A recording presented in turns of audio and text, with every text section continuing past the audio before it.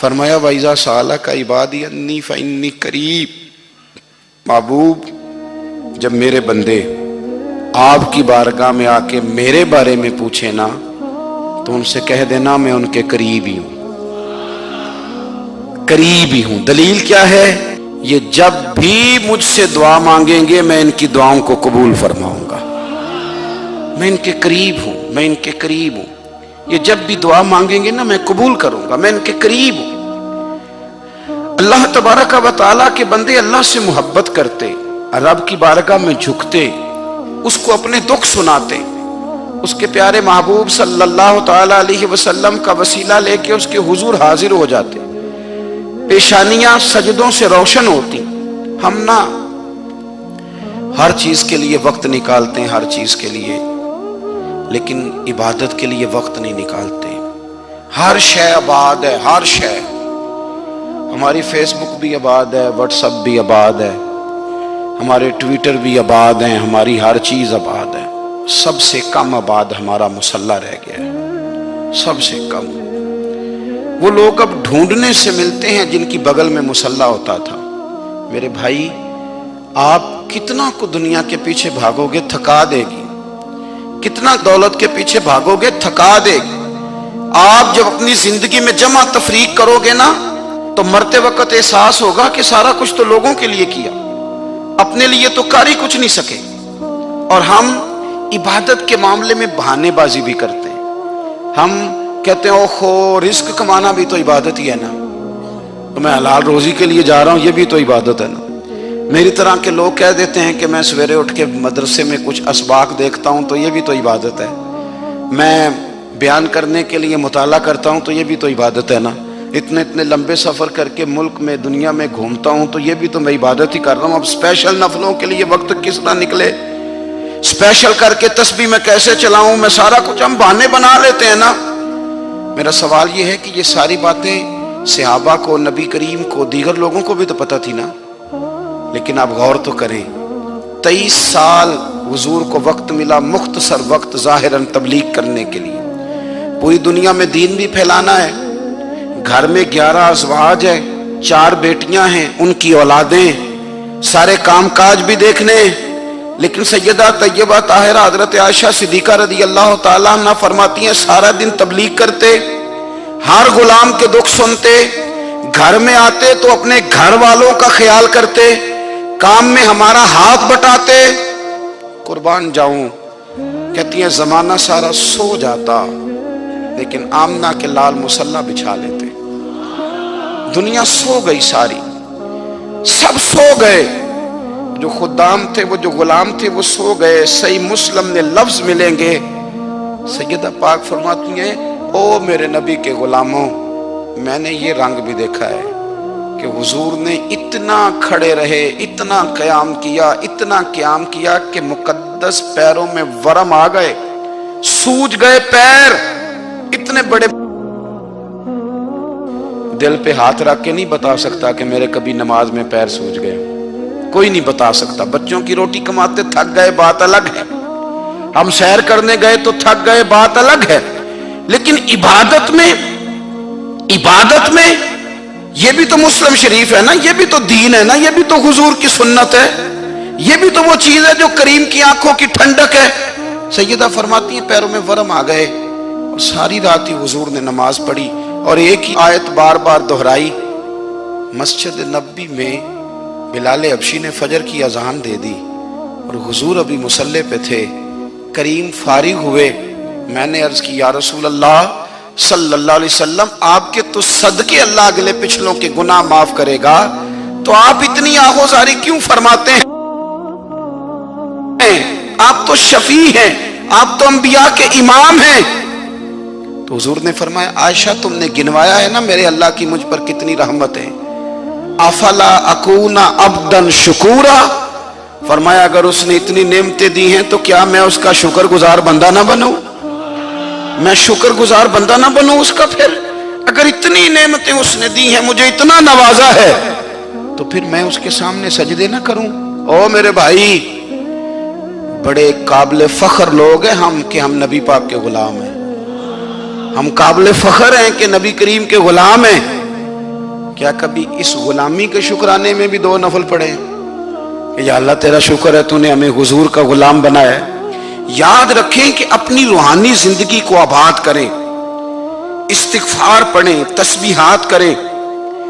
حضرت عبداللہ ابن عمر رضی اللہ تعالیٰ عنہ حضرت عمر کے صاحبزادے، مکہ مکرمہ میں ان کی قبر ہے۔ میں نے جب انہیں پڑھا تو مجھے ان سے بڑا پیار ہو گیا، لیکن آپ کو پتہ ہے وہاں جا کے کسی شخص کا مزار تلاش کرنا یا پوچھنا ایک مشکل کام ہوتا ہے۔ تو ایک دفعہ میں مکہ شریف میں حاضر تھا، تو ایک گاڑی والا ڈرائیور مجھے کہنے لگا کہ مولانا میں آپ کو جانتا ہوں، مجھے آپ سے محبت ہے، ایک بات بتاؤں آپ کو؟ میں نے کہا بتاؤ۔ کہنے لگے حضرت عبداللہ ابن عمر کی قبر دیکھنی ہے۔ میں نے کہا یہ تو نہیں کہہ رہا، یہ کسی نے بندوبست کرایا ہے، یہ اللہ نے تیرے دل میں بات ڈالی ہے، یہ ہو گیا تو لے چل مجھے۔ حضرت عبداللہ ابن عمر کو نبی پاک نے فرمایا تھا راجل صالح، یہ نیک بندہ ہے، یہ متقی آدمی۔ حضرت عبداللہ ابن عمر رضی اللہ تعالیٰ عنہ سیدنا فاروق اعظم رضی اللہ تعالیٰ عنہ کے صاحبزادے ہیں، اور ان کی ہمشیرہ سیدہ حفصہ رضی اللہ تعالیٰ عنہ حضور کی زوجہ محترمہ ہے۔ ایک دن اپنی ہمشیرہ سے کہنے لگے کہ نبی کریم صلی اللہ تعالیٰ علیہ وسلم گھر میں آئے نا، اور اگر حضور غم امت میں پریشان نہ ہوں، طبیعت کو حشاش بشاش دیکھو، تو ذرا پوچھنا تو صحیح حضور کا میرے بارے میں کیا خیال ہے، پوچھنا تو صحیح کہ کریم کی بارگاہ میں میرا کیا مقام ہے، میرے بارے میں حضور کیا فرماتے ہیں۔ اب بہن کو کام بتائے، اور بتائے بھی بھائی، اور پھر بہن وہ کام نہ کرے، یہ تاریخ میں ہوتا نہیں۔ حضرت عمر فاروق رضی اللہ تعالیٰ عنہ کی صاحبزادی ام المومنین رضی اللہ تعالیٰ عنہ فرماتی ہیں کہ میں تو بس منتظر تھی، انہوں نے تو کہا تھا نا کہ اگر تم حشاش بشاش دیکھو تو بات کرنا، لیکن حضور تشریف لائے، میری باری تھی، میرے گھر تشریف لائے، کھانا پیش کیا تو فوراً میں نے عرض کی حضور ایک بات پوچھنی تھی۔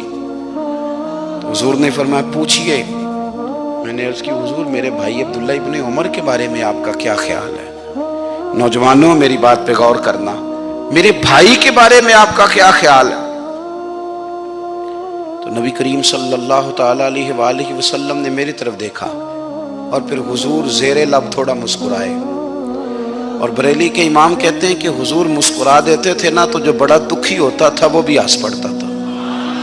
اب سوال پیدا ہوتا تھا کہ پھر تو اس مسکراہٹ کے لیے انتظار کرنا پڑتا ہوگا کئی مہینے کہ حضور مسکرائیں تو رونے والے ہنسیں، تو اعلیٰ حضرت فرماتے نہیں، انتظار نہیں کرنا پڑتا، یہ مسکراتے رہنا تو حضور کی عادت ہے۔ جس کی تسکین سے روتے ہوئے ہنس پڑے، اس تبسم کی عادت پہ لاکھوں سلام۔ یعنی یہ تو عادت ہے حضور کی مسکراتے رہنا، اس کے لیے انتظار نہیں کرنا پڑتا۔ بھائیو آپ خیال رکھیں گے، غور کریں گے، حضرت عبداللہ ابن عمر رضی اللہ تعالیٰ عنہ کے بارے میں پوچھا تو سیدہ فرماتی ہیں کہ نبی کریم صلی اللہ تعالیٰ علیہ وسلم نہ زیر لب مسکرائے اور فرمایا حفصہ تیرا بھائی ہے تو اچھا، لیکن میں نے سنا ہے کہ عشاء کی نماز پڑھتا ہے تو فجر تک سویا ہی رہتا ہے۔ او نوجوانوں، 10 بجے تک سونے کی بات نہیں ہوئی، 9 بجے تک سونے کی بات نہیں ہوئی، 11 بجے اٹھنے کی بات نہیں۔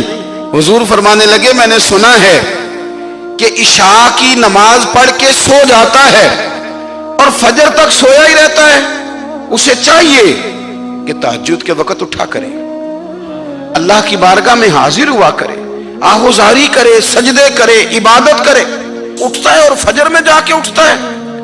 حضرت جناب حفصہ رضی اللہ تعالیٰ عنہ کہتی ہے میں نے جناب عبداللہ ابن عمر کو پیغام دیا اور میں نے کہا میرے جوان بھائی سن، نبی پاک نے فرمایا ہے تو اچھا پر تہجد میں نہیں اٹھتا، نفل نہیں پڑھتا۔ او میری ملت کے جوانوں، مزہ نہیں آ جاتا جب ساری دنیا سوئی ہو، ساری دنیا، اور بستر بھی گرم ہو اور نیند بھی پورا غلبہ کر رہی ہو، اور اچانک گھنٹی بجے دماغ میں، آنکھ کھلے، گھڑی پہ نظر پڑے، 3:30 4 بجے کا پیغام گھڑی بتائے، اور کوئی چڑھتی جوانی والا اٹھ کے وضو کرے، اور جب وہ مصلی کھول کے بچھائے تو مدینے والے محبوب کہتے ہیں کہ ہر نماز پہ رب ثواب دیتا ہے، اور جو اٹھ کے تہجد کی نماز پڑھے اسے دیکھ کے تو رب مسکراتا ہے، جو اس کی شان کے لائق ہے، جو اس کی شان کے لائق، وہ مسکراتا ہے، خوش ہوتا ہے کہ میرا بندہ تہجد میں اٹھ گیا، وہ مسکراتا ہے۔ کاش ہماری صبحیں کبھی اپنے مالک کے نام ہو جائیں، کاش کے صبح۔ حضرت ابو الحسن رحمت اللہ تعالیٰ علیہ حضرت معاذ ابن جبل رضی اللہ تعالیٰ عنہ کے پاس بیٹھا کرتے تھے، فرماتے ہیں ان سے جو پیار بڑھا تو پھر میرا مصلی سے بھی بڑھ گیا۔ تابعی ہیں، فرماتے ہیں صحابی رسول سے محبت ہوئی تو ذکر سے بھی ہو گئی، پھر درود شریف سے بھی ہو گئی، محبت ان سے بڑھی تو پھر اللہ نے مسجد کا پیار بھی بڑھا دیا۔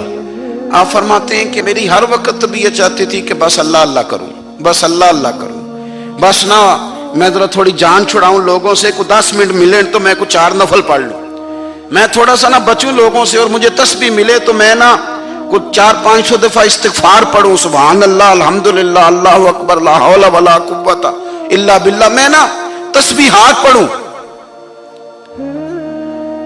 فرماتے ہیں کہ بچے تھے گھر میں 6-7، غربت تھی، کام ملتا کوئی نہیں تھا، اور میں کام چور نہیں تھا، کام ڈھونڈتا تھا، پر اللہ کی قدرت کے کام نہیں ملتا تھا۔ فرماتے ہیں کہ میں نے ایک دن اپنی اہلیہ سے کہا کہ آج میں پھر جاتا ہوں کام ڈھونڈنے، تو میری بیوی بڑی فرما بردار تھی، پر اس دن نہ غربت کے ہاتھوں تنگ آ کے کہنے لگی آج نانا کوئی تو چیز لے کے آیا، تو مجھ سے بچوں کی بھوک نہیں دیکھی جاتی، یہ سب روگاں دا روگ محمد جس دا نام غریبی، کنڈ بلا کے لنگ جاندے نہیں دوست یار قریبی، آج نہ کچھ لے کے آیا تو میں بچے لے کے میکے چلی جاؤں گی۔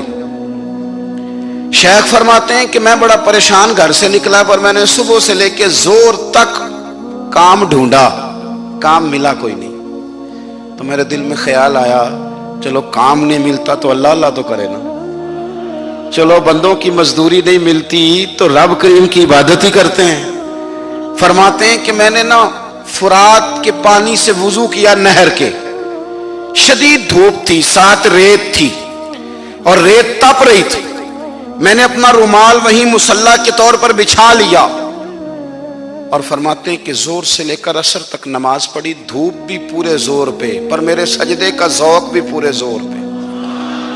فرماتے ہیں سورج بھی چمک رہا ہے اور رب کی عبادت کا ذوق بھی پورے زور پہ، میں سجدہ کروں تو پھر میرا اٹھانے کو جی نہ چاہے۔ میرے استاد لکھا کرتے تھے، یہ ان کا شعر ہے، وہ کہا کرتے تھے مجھے سوز دے، مجھے ساز دے، اور مجھے نیم شب کا نیاز دے، دم سجدہ خود کو میں توڑ دوں، مجھے ایسا ذوق نماز دے، اور میں تیری بہار کا پھول ہوں، میں کھلا بھی ہوں تو تیرے لیے، مجھے میری شاخ سے توڑ لے، مجھے اپنی زلف کا ناز دے۔ بھائی فرماتے ہیں کہ عصر تک میں نے نفل پڑھے، دل ڈھلنے لگا، عصر کی نماز پڑھی اور میں وہاں سے چلا۔ اب میں جب نکلنے لگا تو دل میں خیال آیا کہ چھوٹی چھوٹی دیواریں ہیں گھر کی، بغیر کچھ لیے جاؤں گا تو بیوی دور سے دیکھے گی تو شور کرے گی کہ پھر خالی ہاتھ آ گیا ہے۔ کہتے میں نے اپنے اسی رومال میں جس پہ میں نے نماز پڑھی تھی نا، رومال میں کی آخی دے پنجابی جسافہ، کہتے ہیں اسی میں نا میں نے کچھ ریت بھر لی کہ وہ دور سے دیکھے گی تو سمجھے گی کچھ لے کے آیا ہے، چلو جا کے اسے بتا دوں گا کہ آج پھر مزدوری نہیں ملی۔ کہتے ہیں وہ ریت لے کر جب میں گھر میں گیا تو پہلے بیوی دروازے پہ کھڑی ہوتی تھی، پوچھتی تھی خالی ہاتھ آ گئے ہو؟ آج میں نے دیکھا تو ہے ہی کوئی نہیں۔ فرماتے ہیں میں اندر داخل ہوا، سلام لیے، کونے میں میں نے وہ رومال رکھ دیا اور میں نے آواز دی کہ بھلی مانس کہاں ہو؟ تو وہ کہنے لگی آپ منہ ہاتھ دھو لیں، میں روٹی لے کے آئی۔ میں نے کہا روٹی کہاں سے آ گئی؟ یہاں تو کئی دنوں کے فاقے، تو کئی دنوں کی غربت ہے، یہاں تو اس گھر میں تو فقیری ہے۔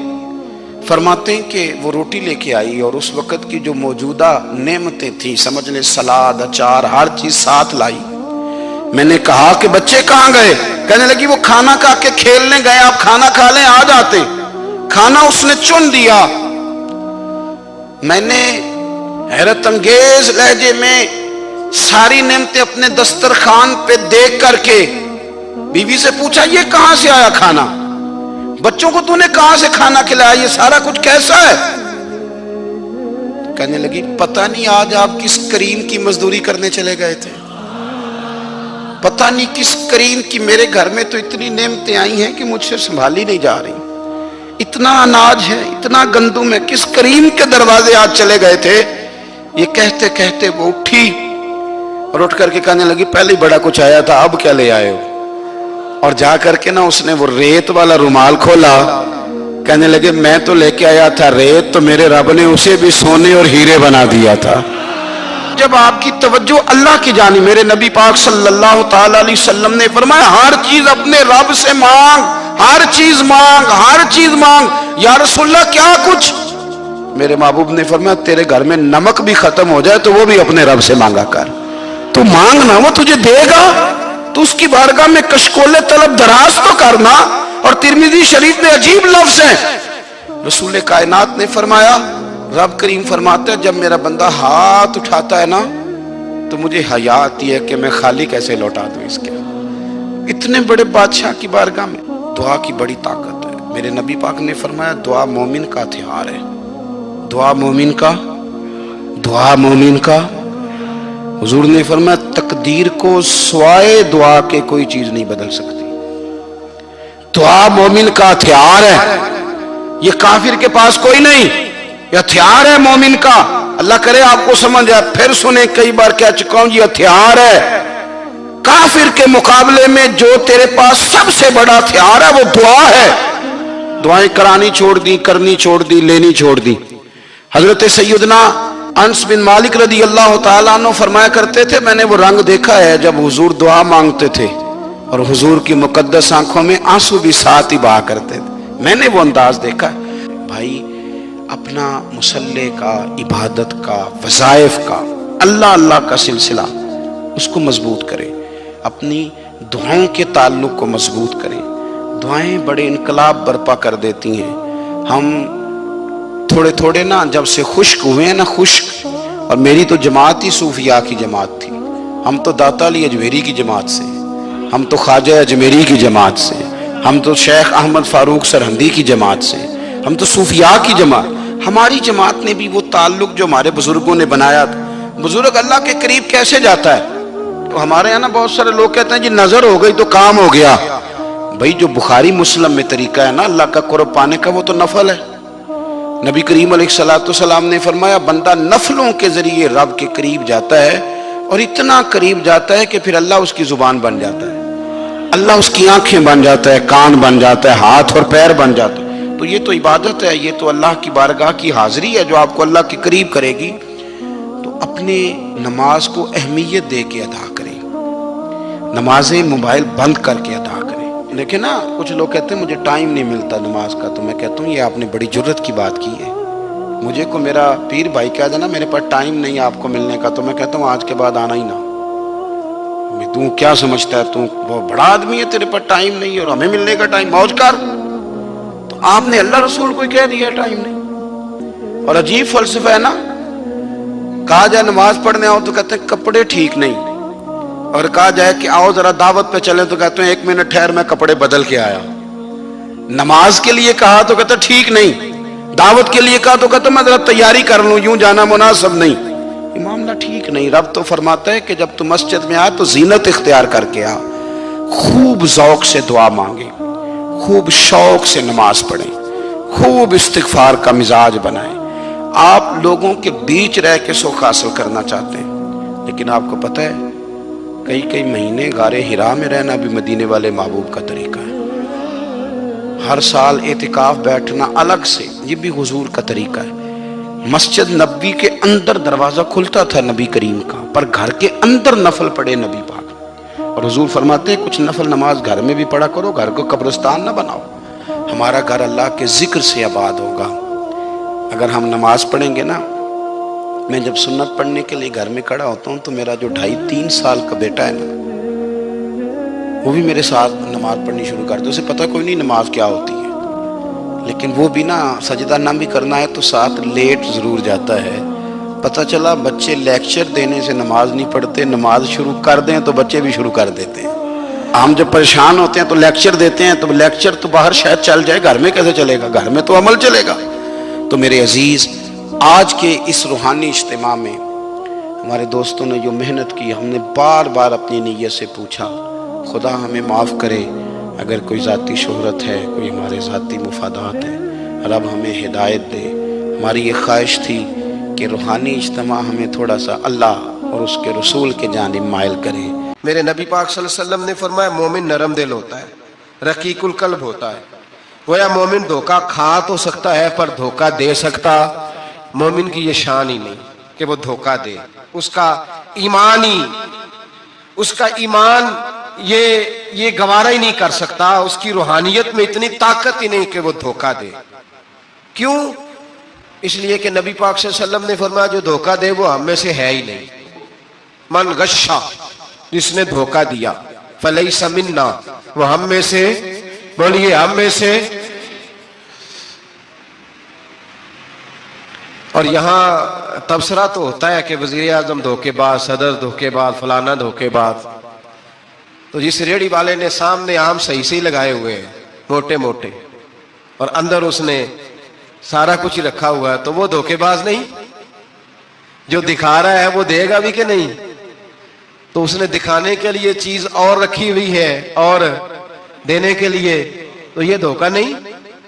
کیا صرف بڑا ہی دھوکے باز ہے؟ جس دکاندار نے بڑی ملمہ سازی کی ہے، لمبی چوڑی لائٹیں لگائی ہیں، بڑا اس نے سجا کے سوار کے تیار کر کے ہر شے رکھی ہے، اور جھوٹ کی نگری میں وہ لوگوں کے ساتھ لوٹ رہا ہے ان کی آنکھوں کو چندھیا کے، وہ دھوکے باز نہیں؟ بالکل جائز کمائی کر رہا ہے۔ نبی پاک صلی اللہ علیہ وسلم نے فرمایا چیز جب تم بیچو تو اس کی زیادہ تعریف نہ کرو، جب چیز بیچو تو جو اس کے اندر نقص پایا جائے وہ گاہک کو بتاؤ۔ اگر تم وہ نام، یہ ابن ماجہ کی حدیث ہے، فرمایا اگر تم نے چیز کا عیب گاہک کو نہ بتایا تو اللہ تم سے ہمیشہ ناراض رہے گا اور فرشتے تم پر لعنتیں برساتے رہیں گے۔ حضرت واصلہ بن اسکے رضی اللہ تعالیٰ عنہ حضور کے صحابی ہیں۔ اللہ اکبر۔ اچھا پھر عجیب تماشا ہے، لوگوں کا چیز خریدنے جاتے ہیں تو نقص نکالتے ہیں، اور جب بیچنے جاتے ہیں یہ ناراض نہ ہوئیے گا، یہ نیچے سے لے کے اوپر تک، چھوٹے سے لے کر بڑے تک، جو بھینس بیچنے جاتا ہے وہ بھی 4 دن اس کا دودھ نہیں دھوتا، کہتا ہے منڈی والا چوئے گا۔ جس دن دودھ دھوئے گا اس دن نکلے گا 25 کلو، اور جب گھر جائے گا تو یہ تو میرا خیال دھوکا نہیں۔ اس کو پوچھتے ہیں کیا بنا، کہتا ہے اللہ نے سونی روزی دی ہے۔ تو کر کے کیا آیا تو؟ دھوکا، فریب، فراڈ، دھوکے بازی۔ لوگ بڑوں کے بارے میں تو زبانیں کھل جاتی ہیں، بڑی باتیں ہوتی ہیں، تو اپنی صفائی کون دے گا؟ اپنے اوپر کون؟ میں کسی کی حمایت نہیں کر رہا، یہ بھی جلدی درجہ آ جاتا ہے فٹافٹ، 1 منٹ میں لوگ کہہ دیتے ہیں کہ محبت تو سیاست کا چلن چھوڑ دیا، ہم اگر عشق نہ کرتے تو حکومت کرتے۔ وہ معاملہ الگ ہے، لیکن مسئلہ یہ ہے میرے بھائی کہ دھوکے بازی ہر ایک کے لیے اسی طرح حرام ہے، ہر ایک کے لیے جس طرح کے اس کا حکم موجود ہے۔ حضرت واصلہ بن اسکے رضی اللہ تعالیٰ عنہ صحابی تھے، ان کے پاس ایک شخص گیا، اس نے جا کے نا تو ان کے گھر سے اونٹنی خریدی۔ امام بہقی نے لکھا ہے جب خرید کے لائے تو رستے میں ان کے بیٹے نے بیچی یا گھر کے کسی اور فرد نے جب خرید کے لائے تو جناب واصلہ بن اسکے رضی اللہ تعالیٰ عنہ کی ملاقات ہوئی تو آپ پوچھنے لگے بھائی یہ تو اونٹنی میری ہے، میرے گھر سے خرید کے لائے ہو؟ کہاں؟ فرمانے لگے تم نے کیا کرنا ہے اونٹنی کا؟ بک گئی، ٹھیک ہو گیا، ہوش میں عقل میں خرید کے لایا، بات ختم ہو گئی۔ بلکہ ہم تو کہتے ہیں، وہ لکھا ہوتا ہے دکانداروں نے، خریدا ہوا مال واپس۔ واہ جی واہ، یہ کس کا فتویٰ ہے؟ یہ خریدا ہوا مال واپس کس کا فتویٰ ہے؟ یہ ساڈا اپنا۔ کہنے نے ایڈا اوکھا تینوں مڑیا تو پھر لے کے آ گیا، ایڈیاں گلاں سنا کے، ایڈا سیاڑا سیل مین سی، انہیں ترلے لینے، 7 واری انہیں تعریف کیتی ہے، تو انہوں بڑا سونا لگے گا، پھر تیرے گلے میں ڈالا ہے بڑی مشکل سے، مڑا ہے تجھے اور تو پھر لے کے آ گیا۔ اور شام کو کہتا الحمدللہ میں نے بڑے پیسے کمائے، لا حول ولا قوت الا باللہ۔ سارا دن جھوٹ بولا، فریب کیا، اس پہ اللہ کا شکر ادا کرا۔ بندہ لے کے آ رہا ہے ان کے گھر سے، کہاں سے خریدی؟ تو صحابی کہنے لگے آپ کے گھر سے۔ فرمایا میری اونٹنی ہے لیکن تمہیں اس کے عیب کا پتہ ہے؟ او بھائی یہ دھرتی پہ بسنے والے لوگ تھے, یہ میرے نبی پاک کے تیار کیے ہوئے تھے, تمہیں پتہ ہے اس اونٹنی کے عیب کا؟ کہ یار تو عجیب آدمی ہے, کوئی عیب بھی بتاتا ہے اپنے جانور کے. فرمانے لگے چل تو یہ بتا, گوشت کھانے کے لیے خریدی ہے یا سفر کرنے کے لیے؟ کہا میں نے تو اس پہ بیٹھ کے حج کرنے جانا ہے. فرمانے لگے چل بھی میرے ساتھ واپس آپ پیسے لے لے, گوشت کھانے کے لیے اچھی ہے, دودھ دینے کے لیے اچھی ہے, پر یہ سفر کے لیے اچھی نہیں, تیرے کام نہیں آئے گی. اب وہ صحابی ساتھ ساتھ چل رہے ہیں اور کہنے لگے یار میں نے خرید لی تھی, پیسے دے دیے تھے, مرضی سے سودا کیا تھا, میں نے پوچھا بھی نہیں تھا سفر کی کیسی ہے, تو نے یہ کیوں کیا؟ تو حضرت واصلہ رونے لگے. فرمانے لگے کیا کروں, میں رسول اللہ کا غلام ہوں, کیا کروں, نبی پاک کا غلام. رونے لگے. فرمانے لگے میرے مصطفیٰ کریم علیہ السلام نے فرمایا فرشتے لعنت کریں گے اگر تو ایبی چیز بیچ ڈالے گا. کیا کروں, نوکر اس گھر کا ہوں, جس گھر کی نوکری مجھے دھوکے کی اجازت, میں اس گھر کا نوکر ہوں, مجھے اجازت نہیں دیتی, مجھے اجازت. ہم کہتے ہیں جی میرا مالک کہتا ہے, تو اپنے مالک کی چھوڑ, تو کونین کے مالک کی مان, تو اپنے مالک کی چھوڑ, تو عرش کے مالک کی مان, تو چھوڑ دنیا دار مالک کی, اس مالک کی مان جس نے تجھے پیدا کیا ہے, تجھے رزق دیتا ہے. دنیا کے مالک کی بات کر رہا ہے. میرے نبی پاک صلی اللہ تعالی علیہ وسلم باہر نکلے. رات کو مدینے میں ٹھنڈی ہوائیں چلی ہیں, رم جھم برکھا برسی ہے, مدینہ سارا ٹھنڈا کر گئی ہے, پہلے ہی بڑا ٹھنڈا ہے, پر خدا کے کرم سے مدینے میں اور ٹھنڈک ہوئی. حضور سویرے نکلے, بازار میں گئے, گلے کا ڈھیر پڑا ہے, نبی پاک کی نظر پڑی, حضور پہنچے تو گلے کا ڈھیر ہے, سارا خشک ہے. محبوب نے فرمایا رات کو بارش ہوئی ہے, تیرے گلے میں پڑی نہیں, تیری گندم خشک رہ گئی, رات اتنی بارش ہوئی. نبی پاک پردہ پوش ہے کہ نہیں؟ بولے سارے. میرے اعلیٰ حضرت فرماتے ہیں قیامت میں ہمارے عیب چھپیں گے تب جب مصطفیٰ اپنی چادر میں چھپائیں گے. وسعتیں دی ہیں خدا نے دامن محبوب کو, عیب کھلتے جائیں گے اور وہ چھپاتے جائیں گے. حضور پردہ پوش ہے نا, لیکن دھوکے باز کی نبی پاک پردہ پوشی نہیں کرتے, جو دھوکہ دے. اگرچہ اس صحابی کے بارے میں محدثین نے یہ لکھا ہے کہ وہ دھوکہ نہیں دینا چاہ رہے تھے, ان کو ابھی اس مسئلے کا پتہ ہی نہیں تھا. جب پتہ چلا تو پھر دوبارہ انہوں نے یہ کام نہ کیا. اللہ کے حبیب صلی اللہ علیہ وسلم پہنچے, فرمایا تیرے گلے پہ, تیری گندم پہ بارش ہی نہیں ہوئی. حضور نے اپنی آستین کو چڑھایا, بازو اوپر کیا, اور حضور نے گلے کے اندر ہاتھ ڈالا. اندر سے جا کے حضور گیلی گندم اٹھا کے باہر لائے, اور نبی پاک صلی اللہ علیہ وسلم نے فرمایا یہ کیا ہے؟ جب ان کی گردن جھکی تو میرے مصطفیٰ نے فرمایا سنو, من غشا فلیس منا, جو دھوکہ دے میں اسے اپنی امت میں شامل نہیں کرتا. تو ہم میں سے نہیں ہے جو دھوکے دے, فریب کرے, مکر کرے, دجل کرے, فراڈ کرے, بے ایمانی کرے, تھوڑے سے نفع کے لیے, تھوڑے سے. اب تو لوگ ہنستے ہیں, دھوکے پہ مسکرایا جاتا ہے. گوالے سے پوچھا, دودھ بیچنے والے سے, اور یہ صرف دودھ بیچنے والے کی بات نہیں, سب کا ہی رنگ نرالا ہے, سب کا ہی انداز نرالا, سب ہی تعریفیں کر رہے ہیں اپنے مال کی. سارے وہ گزر گئے لوگ. امام اعظم ابو حنیفہ رحمۃ اللہ علیہ, ذرا بادل ہوتے تھے تو کپڑے کی دکان تھی, بند کر دیتے تھے دکان. فرماتے تھے گاہک کو صحیح نظر نہیں آئے گا تو کہیں ایسی چیز نہ خرید کے لے جائے جس کی اسے پوری خبر نہ ہو. وہ گزر گیا زمانہ. اب تو اللہ معاف کرے, حالات اس قدر بگڑ گئے. دودھ بیچنے والے سے کہا جاتا ہے صاحب پانی بڑا ہے دودھ میں, کہتا ہے آج کل بھینس سے پانی زیادہ پیتی ہیں, گرمی بڑی سخت ہے. مذاق اڑاتا ہے. ایک چوری, اوپر سے اس کا اظہار اعلانیہ.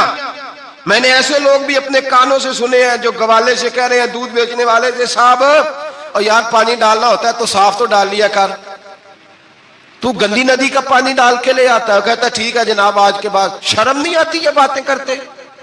خدا کی دھرتی پر کھڑے ہو کے اللہ کے قانون کو چیلنج کرتے ہیں لوگ, اعلانیہ گناہ کرتے ہیں,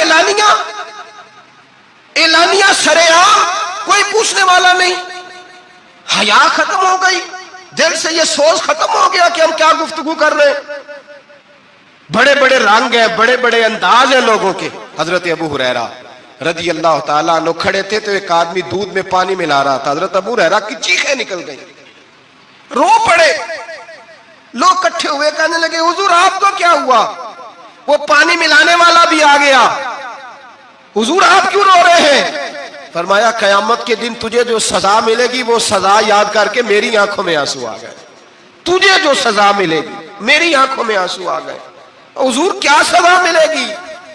تو حضرت ابو ہریرہ رضی اللہ تعالیٰ عنہ فرماتے ہیں یہ دودھ رب تیرے سامنے رکھے گا اور تجھ سے اللہ فرمائے گا چل اس سے پانی علیحدہ کر، اللہ تجھے سزا دے گا۔ میں ایک شخص کی مثال دے رہا ہوں، لیکن اس سے مراد صرف گوالہ نہیں، یہ بات بڑی دور تک جاتی ہے، بڑی دور تک جاتی ہے، بڑی دور تک۔ یہاں جس کے ہاں سے دودھ خریدا جاتا ہے وہ تو جب بھینس کا دودھ دھونے لگتا ہے تو پہلے ہی پانی رکھ لیتا ہے، الا ماشاءاللہ۔ یہ کئی گھروں سے نقص واقعہ ہو کے آتا ہے، ایک جگہ پہ نہیں ہے، یہ بڑی دور تک حالات بگڑے ہوئے ہیں۔ حضرت ابو ہریرہ فرمانے لگے رب کریم قیامت کے دن تجھ سے فرمائے گا چل علیحدہ کر، دودھ سے پانی بتا کر لے گا؟ کہنے لگا حضور ڈالا تو جا سکتا ہے، نکالا نہیں جا سکتا۔ فرمانے لگے پھر تیرا دوزخ سے نکلنا بھی مشکل ہے، تو دے بچوں کو کما کے کھلا، موج کر،